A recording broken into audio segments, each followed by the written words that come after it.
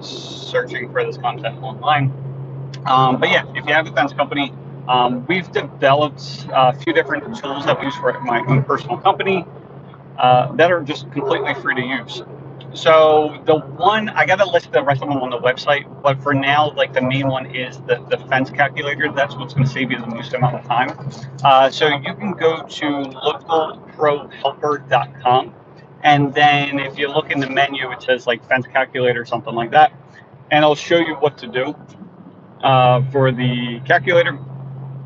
But what ends up happening, and this is where you can price out stuff like extremely quickly, because a lot of guys are still doing stuff by basically pen and paper, which I can't even imagine at this point. So we've stopped using pen and paper, I don't know, a few years ago at this point. I think I've had this fence calculator maybe 3, 4 years at this point. And there's like, I don't know, there's close to like 300 people that use it at this point. Well, at least they signed up for it. I don't know if they ever used it because a lot of people don't want to take the time to just set up the thing, which it might take you, depending on how many styles of pens that you offer. Like here's how the whole thing works: is like one, you're gonna have to register an account so that way you can save all your information, right? After that, you're gonna start entering in the fence styles that you offer. So just say you offer just 4 different types of fence for now, or maybe like if you don't want to set up everything, what I would do is like the whole 80-20 rule. So whatever's 80% of your business. So for us, it would be like 6-foot solid vinyl and 54-inch black aluminum, and then maybe like 6-foot cedar, something like that.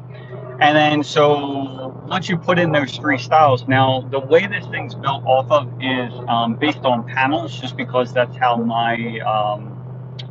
we do it, right? So whether we're doing vinyl or cedar or whatever else, when we're ordering from the supplier, it comes as full panels. So what you need to do is you need to you'll put in like how much the stuff physically cost you, and then also in another section you're going to put in how much that you would like to charge the customer. So say you get the panels for $100, you're going to sell them for $150. After that, you're going to start putting in your labor as well. So depending on the type of style, then you can put in the installation in there.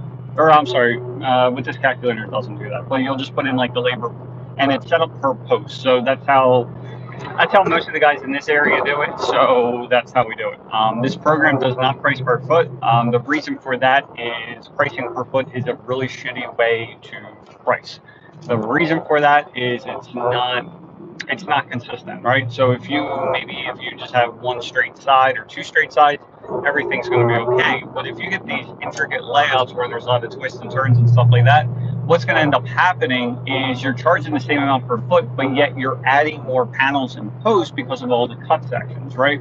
And then on top of that, if you're paying per post for labor, then you're adding that much more. So like a straight shot might be straight on, but like all these twists and turns, like it may, you may not really account for like 3 sections and 3 posts. So it could be like $1,000 that you should have been charging more that you just never did because you're just not paying attention. And you still might be making money, but it's still $1,000 less. So if you're only doing 2 jobs a week, well, you just took $100,000 from yourself, right? So you got to be careful with that. So anyway, it'll put in there, and then what happens is after you put in that information, then it's got like this little sheet on there. So from there, you're just putting in the measurements. 50 feet out to the left, 75 to the rear, 50 feet out to the right. It does calculate gates as well. Right now, it just has the 3, the 4, and the 5 foot wide gate, so you put that in there.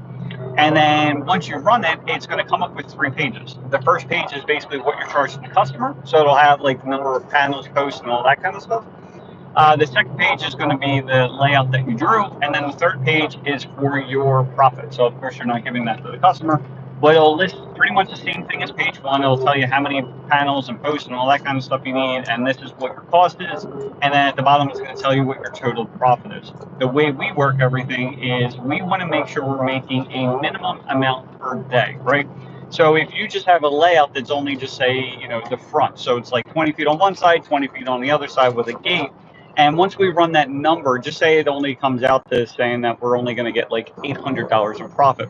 Well, our minimum at this point is like $1,850. So what we would end up doing is adding $1,050 to that first page. So if it said it was going to be $2,000 or $3,000 with a profit of $800. Well, we're adding 1050 to the 3,000, so then we would tell the customer, okay, your price is $4,050, right?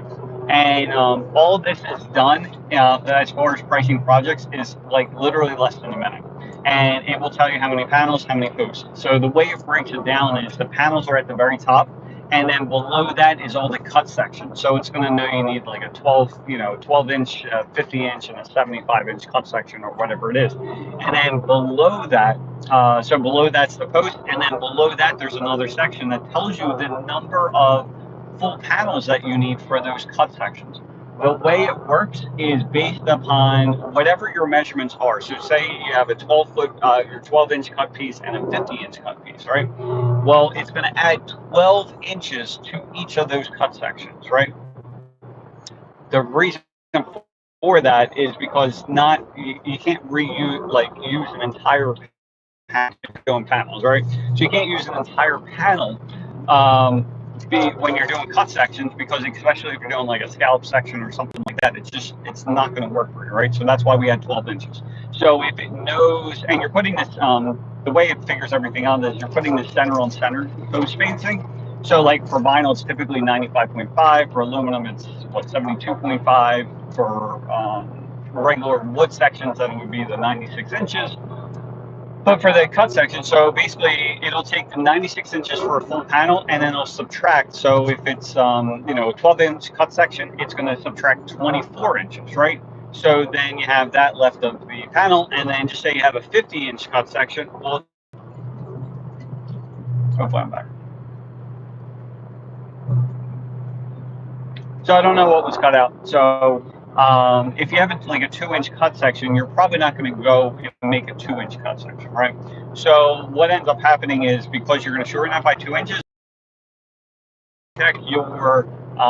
your panels and posts. Because if it added an extra 2-inch cut section, then it added an extra line post onto your order. So you probably don't need that line post. And then same thing for that for the cut section for those panels.